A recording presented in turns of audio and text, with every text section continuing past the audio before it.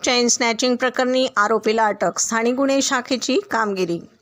सविस्तर वृत्त असं, दिनांक 15 जानेवारी रोजी शिर्डी येथे मंदिरातून दर्शन करून बाहेर आलेल्या महिलाच्या गळ्यातील सोन्याचे मंगळसूत्र, चैन असे एकूण 112 ग्रॅम वजनाचे दागिने एका चोरट्याने चोरून नेले होते। सदर घटनेबाबत शिर्डी पोलीस ठाण्यात फिर्यादी नवीन कुमार कोनारेड्डी राहणार धारवाड यांच्या फिर्यादीवरून गुन्हा रजिस्टर नंबर 36 नुसार गुन्हा दाखल करण्यात आला।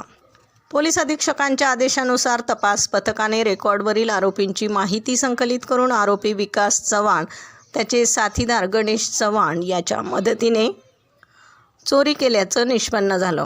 तसेच मुद्देमालाची विक्री राखी चव्हाणच्या मदतीने केल्याची माहिती समोर आली आहे। आरोपीकडून 2,50,000 रुपये किमतीचा मुद्देमाल हस्तगत करण्यात आला आहे। आरोपी विकास चव्हाण हा रेकॉर्डवरील सराईत गुन्हेगार असून त्याच्याकडून एकूण 7 गुन्हे उघडकीस आलेत। आरोपीवर यापूर्वी अहिल्यानगर आणि तमिळनाडू राज्यात दरोडा, जबरी चोरीचे अनेक गुन्हे दाखल आहेत।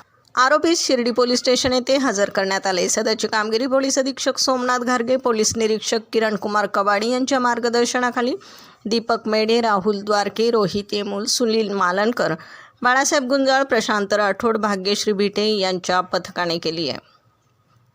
प्रतिनिधीसह महाराष्ट्र जनता न्यूज, अहिल्यानगर।